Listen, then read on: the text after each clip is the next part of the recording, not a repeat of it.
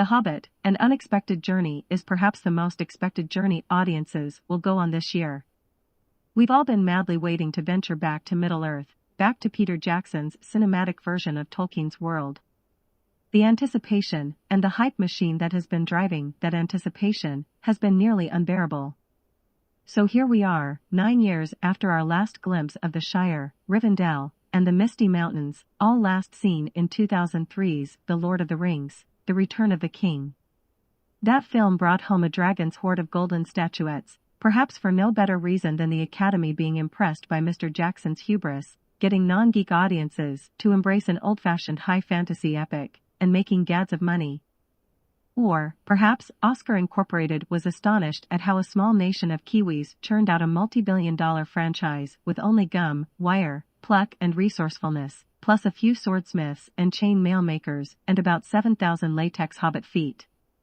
So what does this return trip to Middle-earth feel and look like? How does Jackson's plan for not one, not two, but 3 Hobbit movies, stretching and morphing Tolkien's slim and slight 1937 kids' book into a trilogy, sit with fans, as well as audiences not familiar with the book? Or might we all be a little jaded and are spoiled for this next trilogy? Ultimately, these issues may not affect the box office. Even a series of mediocre reviews won't damage The Hobbit, An Unexpected Journey. Anyone who saw the Ring cycle will want to go on this journey there and back again, no matter how awful it is. With his trademark indulgence in details, and his camera-swooping visual crack, Jackson has hooked us. Reminder, The Hobbit the book was written before The Lord of the Rings. But in Movieland, this film feels like its prequel. The plot recounts how Bilbo Baggins joined up with 13 dwarves and our favorite irascible wizard, Gandalf, to journey halfway across Middle-earth to face down Smaug the dragon and help the dwarves reclaim their ancestral homeland. Along the way, Bilbo finds his Tookish mojo, displays his burglar ways and stumbles across a certain ring that, 60 years later, half of Mordor wants for its own. With that as the prelude, on to the movie review. First of all, it's not awful. But some unexpected twists and padding tarnish The Hobbit, An Unexpected Journey, making it less exuberant and astonishing as The Fellowship of the Ring was for me. Jackson smartly begins his tale in the Shire, in Bag End, just as in Tolkien's book, and Hobbiton could not look greener. It almost pains the eyes, so green are the hills and fields. Audiences will let out a collective sigh of relief at how little has changed there. And familiar faces are back, too, including Ian McKellen as Gandalf, Hugo Weaving as Elrond, and Andy Serkis reprising his now landmark performance as Gollum. Newcomers to the franchise include a 60 years younger Bilbo, played by Martin Freeman, and the 13 dwarves, who arrive mysteriously on Bilbo's doorstep, led by Thorin Oakenshield, hunky Vigo-in-waiting Richard Armitage. They tumble through the round green door. After some consternation, Bilbo signs the contract. And the quest is launched. Some reviewers have complained about the pace, that it takes half an hour just to get out of Bilbo's door. To me, I was happy to get to know more of Bilbo's digs, and his character. Rather, the trouble is making each dwarf distinguishable from the next. The designers at Weta Workshop have done a fine job making them each look different. But despite the enormous running time of this first episode, coming in at a whopping 2 hours and 50 minutes, we don't get to know each dwarf very well. As Dwarf-in-Chief, Thorin is given a revenge-infused backstory, pulling us back to a sepia-toned flashback sequence about the fall of Erebor and the kingdom of the Lonely Mountain. His pain and motivation to get revenge makes his character meaty. With more lines to speak than the others, the white-bearded Balin, Ken Stott, also feels fully fleshed out. Otherwise, aside from Fat Bomber, Stephen Hunter, a source of comic relief, the other 10 seem more or less interchangeable. Perhaps we'll get to know Dwalin, Keely, Philly, Dory, Nori, Ori, Oin, Gloin, Bifer and Bofer in subsequent films. I missed the days of the Fellowship, where each race was represented and each character had its flaws as well as its destiny to fulfill. That's not the director's fault, but it does point to the difficulty of adapting this book. Does the story's heart lie with Bilbo, or the dwarves, particularly Thorin's unresolved past, here made more dark and troubled than perhaps Tolkien had intended? His character arc nearly overshadows Bilbo's. What about Gandalf and his side plot to learn more about what is going on at Dol Guldur, the ruined fortress in Mirkwood. The screenwriters have made a bold move here, infusing an unexpected journey, and one imagines the next two installments, with epic-scale Sturm und Drang, rather than keeping it a quaint journey tale of a hobbit finding his courage.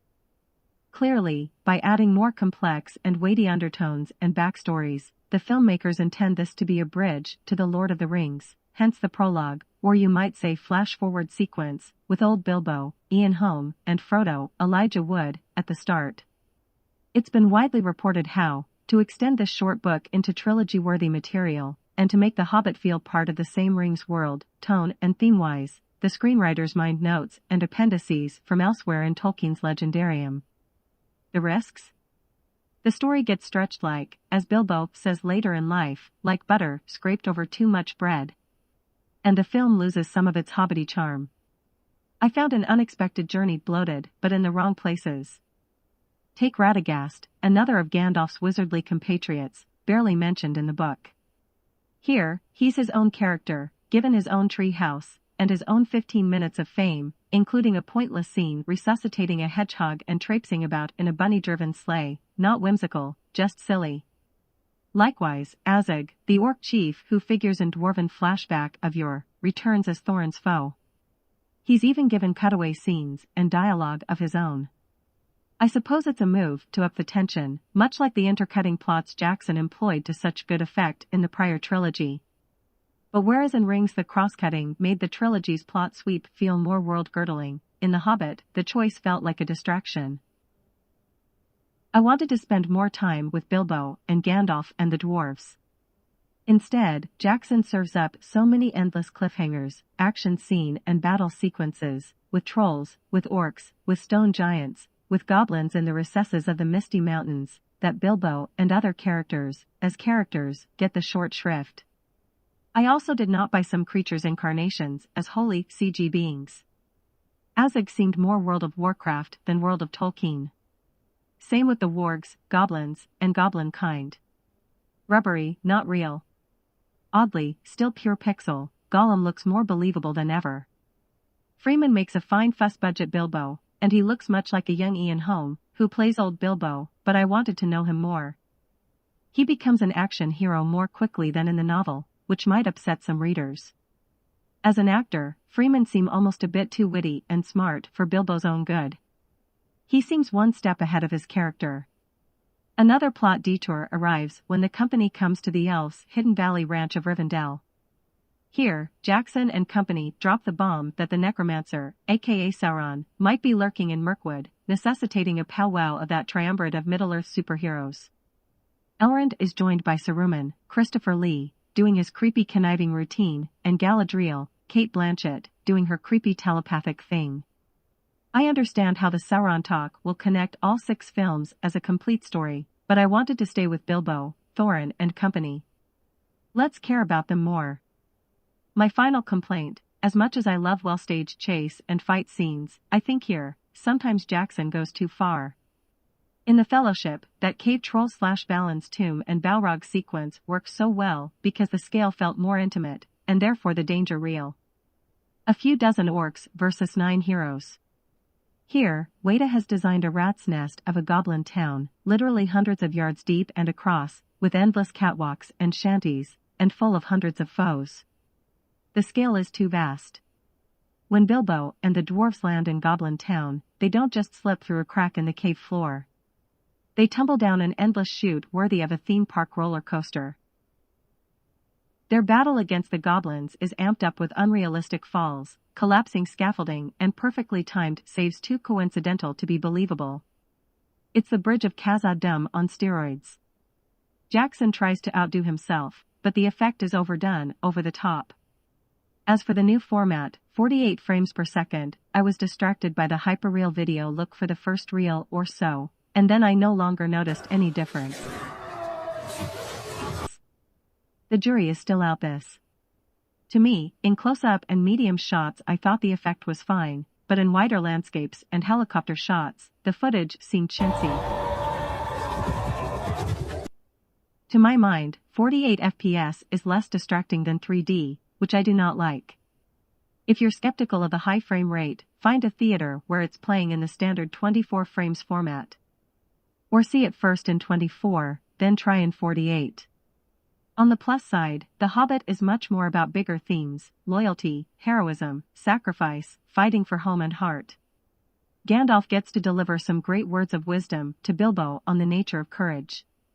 We have always turned to Tolkien for lessons on how to live, and if you can recover from the relentless barrage of action, you will be uplifted.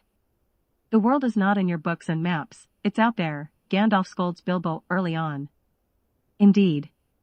The movie rightly slows down to show the Gollum and Bilbo's riddle game in its entirety, and the audience catches its breath. It's probably the best sequence of the film.